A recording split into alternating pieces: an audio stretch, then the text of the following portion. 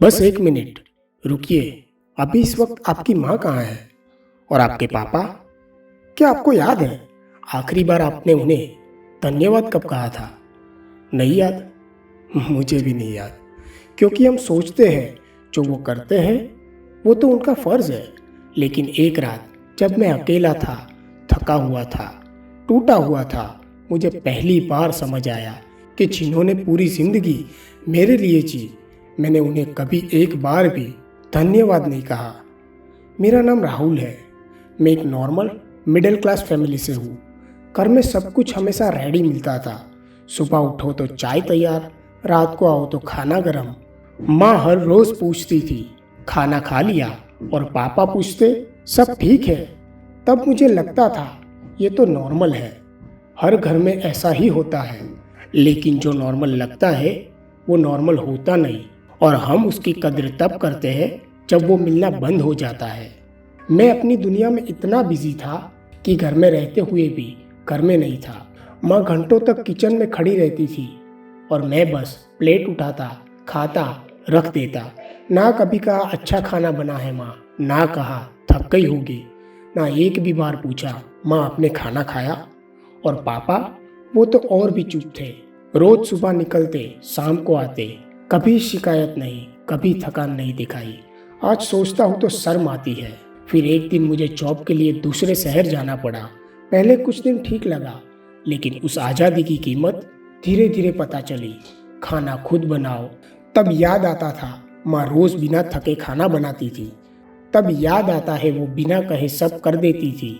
बीमार पड़ो तो कोई माथे पर हाथ रखने वाला नहीं था, और रात को अकेले जब सोते हो तो वो खाना खा लिया वाला सवाल बहुत याद आता है, बहुत।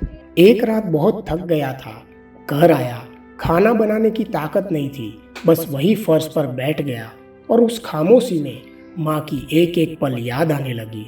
सुबह 6 बजे उठकर किचन में बिना किसी से कहे, पापा ऑफिस से लौटकर भी घर के काम में हाथ बटाते हुए बिना थकान दिखाए, ये सब मैंने कभी देखा ही नहीं, या शायद देखना ही नहीं चाहा, और कभी पूछा भी नहीं माँ आप ठीक है? पापा क्या आप थक गए हो? उस रात आंखें भर आई, इसलिए नहीं कि मैं थका था, पर इसलिए कि पहली बार अपनी उस खामोशी पर मुझे शर्म आ रही थी जो मैं सालों से ओढ़े बैठा था। कुछ दिनों बाद मैं घर वापस आया, दरवाजा खोला, माँ किचन में थी, पापा टीवी के सामने, सब कुछ वही था। लेकिन इस बार मेरे देखने का नजरिया कुछ अलग हो गया था। पहले जो नॉर्मल दिखता था अब वो काफी बड़ा लग रहा था। पहले जो सर दर्द लगता था अब उसमें प्यार दिखता था हर जगह। मैं धीरे से माँ के पास गया, वो रोटी बेल रही थी। मैं कुछ देर बस देखता रहा उन्हें। इन हाथों ने मेरे लिए कितनी रोटियां बेली होंगी, और मैंने कभी गिनने की कोशिश भी नहीं की। मन भारी हो गया था। मैंने धीरे से कहा माँ। उन्होंने मुड़कर देखा। मैंने कहा धन्यवाद। माँ ने एक पल के लिए हाथ रोके मुझे देखती रही, और फिर उनकी आंखें भर आई। उन्होंने कुछ नहीं कहा, बस मेरा हाथ थाम लिया। फिर मैं पापा के पास गया। वो टीवी देख रहे थे। मैंने कभी उन्हें गले नहीं लगाया था, लेकिन उस दिन मैं आगे बढ़ा और उन्हें गले लगा लिया। पापा एक पल के लिए जम गए, जैसे उन्हें यकीन ही नहीं हो रहा था। मैंने कहा पापा धन्यवाद। फिर वो हल्का सा मुस्कुराए और बोले पागल है क्या? लेकिन उनकी आवाज़ वो भारी हो गई थी, और मुझे उस पल एहसास हुआ शायद वो हमेशा से रोते थे, बस मेरे सामने नहीं। उस दिन समझ आया हम जिन चीज़ों को नॉर्मल समझते हैं वो किसी की रोज़ की मेहनत होती है, रोज़ का प्यार होता है, और रोज़ का सेक्रीफाइस होता है।